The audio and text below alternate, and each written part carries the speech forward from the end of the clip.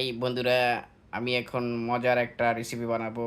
আমি এখন দেখি সে কি করে, মনে হয় যে দুধ ঢালছে। আহা! আমি একটু ঢালি দেখি দুধটা।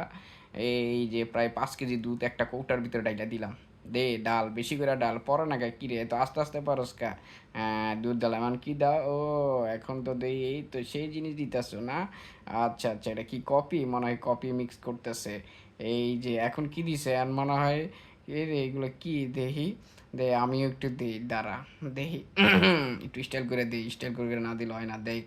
ও ফেটি দিয়ে মনে কর আজকে যে কি মজা করে খামু বলার বাইরে কথা নয়।